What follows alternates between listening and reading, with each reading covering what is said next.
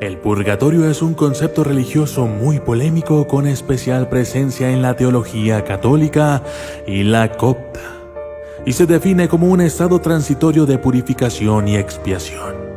Es este sitio, según lo explican las iglesias que inventaron el purgatorio.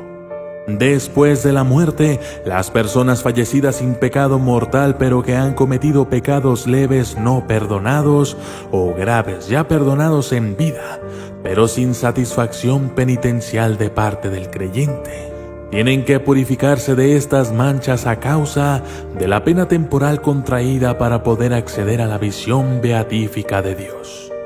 Debido a que todo aquel que entre en el purgatorio terminará entrando al cielo tarde o temprano, el purgatorio no es una forma de infierno. Las plegarias a Dios por los muertos, la celebración de Eucaristías y las indulgencias pueden acortar la estadía de una o varias almas que estén en dicho estado. Imagínense que ustedes pudieran comprar un certificado de la iglesia por adelantado para obtener el perdón de un pecado que ustedes quisieran cometer y que todavía no lo han hecho. O que después de haberlo consumado, no pagaríamos ninguna pena porque compramos la indulgencia papal. Esta fue la política de la Iglesia Católica por un largo tiempo, que la llevó a una reforma. Para los luteranos, el purgatorio fue un invento del Vaticano para cobrarle a su feligresía oro y plata, para quitarles años de castigo o sencillamente ir directamente al cielo ya con sus pecados perdonados gracias a la compra a la iglesia de unas cuantas indulgencias.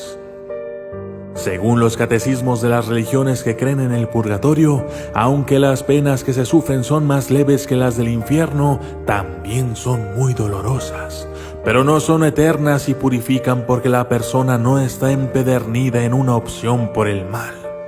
Por eso el purgatorio es la purificación final de los elegidos, la última etapa de la santificación.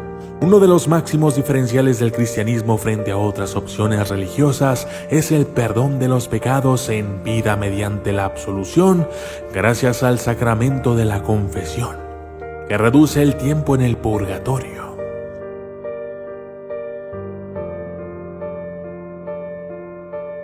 El purgatorio en la Biblia. Aunque en la Biblia no existe la palabra purgatorio, la Iglesia Copta Ortodoxa cree que las almas, después de la muerte, esperan el juicio final, en un lugar que no es el paraíso ni tampoco el infierno. La Iglesia Católica lo justifica interpretando algunos pasajes de la Biblia. Así señala las palabras de Jesucristo referidas en Lucas 2:58 al 59. Cuando vas con tu adversario a presentarte ante el magistrado, trata de llegar a un acuerdo con él en el camino. No sea que el adversario te lleve ante el juez y el juez te entregue al guardia y éste te ponga en la cárcel. Te aseguro que no saldrás de ahí hasta que hayas pagado el último centavo. Se argumenta que si del infierno no se puede salir, debe existir un lugar donde se cancele esa deuda. Pues además, hablando de la Jerusalén celestial, el libro de Apocalipsis dice: nada manchado entrará en ella. Apocalipsis 21:27. Luego, con la parábola del funcionario que no quiso perdonar, en Mateo 18:21 al 35. Jesús compra el reino de los cielos con alguien que pide perdón pero niega a hacerlo. Aún así advierte que el hombre puede cumplir su deuda. Y tanto se enojó el Señor que lo puso en manos de los verdugos hasta que pagara toda la deuda. Y Jesús añadió: lo mismo hará mi Padre Celestial con ustedes, a no ser que cada uno perdone de corazón a su hermano. Mateo 18:34 al 35. Cabe recordar incluso que Jesucristo enseñó a orar poniendo la condición de ser perdonados perdonando. Y perdona nuestras deudas, como también nosotros perdonamos a nuestros deudores. Mateo 6:12. Así como en el cielo no hay verdugos que cobren la deuda, el catolicismo concibe un lugar intermedio donde los salvados purifiquen las deudas pendientes. existe otro pasaje en el que Jesucristo habla de la existencia de otro mundo después de este, donde se perdonan los pecados. Dios perdonará incluso a aquel que diga algo contra el Hijo del Hombre, pero al que hable contra el Espíritu Santo no lo perdonará ni en el mundo presente ni en el venidero. Mateo 12:32. Según el Vaticano, en Primera de Corintios, San Pablo se hablaría supuestamente más claramente del purgatorio. La obra de cada uno se verá claramente en el día del juicio, porque ese día vendrá con fuego y el fuego probará la calidad de la obra de cada uno. Si la obra que se construyó resiste, recibirá su salario. Si la obra se quema, será castigado, aunque se salvará como quien escapa del fuego. Primera de Corintios 3, del 13 al 15.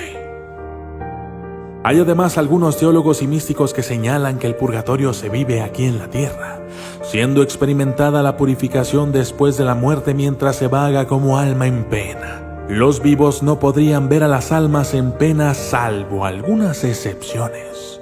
En ese sentido, el alma en pena pareciera corresponder al concepto de fantasma. Al respecto, el Apocalipsis anuncia: el anciano me replicó: esos son los que vienen a la gran tribulación. Han lavado y blanqueado sus vestiduras con la sangre del Cordero. Apocalipsis 7:14. En la Iglesia Católica encontramos un gran número de santos que creen haber experimentado visitas de almas del purgatorio, las cuales serían permitidas por su Dios para que se interceda de una manera más intensa por ellas tras estos encuentros sobrenaturales. Cabe destacar que en el purgatorio existirían tantos estadios como personas, quedando algunas almas en un estadio muy próximo al infierno y otras cercanas al cielo. El purgatorio en el Antiguo Testamento. El Antiguo Testamento se refiere al concepto en el libro segundo de los Macabeos, 12:45. Pero él presumía que una hermosa recompensa espera en los creyentes que se acuestan en la muerte. De ahí que su inquietud fuera santa y de acuerdo con la fe, mandó pues ofrecer ese sacrificio de expiación por los muertos para que quedaran libres de sus pecados.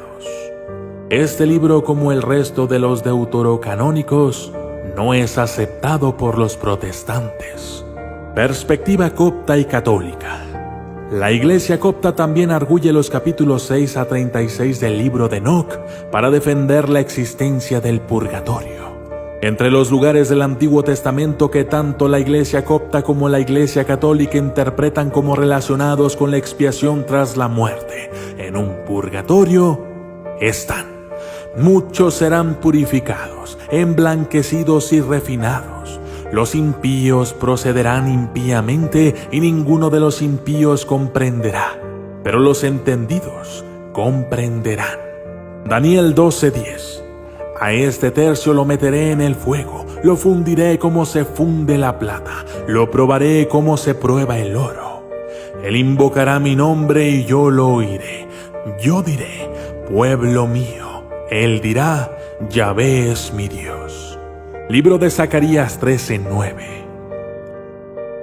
Desde la perspectiva católica y copta se piensa que los pasajes anteriores dan a entender que en el estado de purgación las almas podrán ser purificadas de la mancha de ciertos pecados, ya no perdonados en cuanto a culpa. Ese otro mundo no puede ser el infierno, pues en él ya se está condenando. Tampoco el cielo, pues nada más que tenga mancha entrará ahí, por lo que este lugar debe ser un estado temporal. Lo que hay que purificar en el purgatorio es el rastro de pecado que ha quedado aún después de una confesión.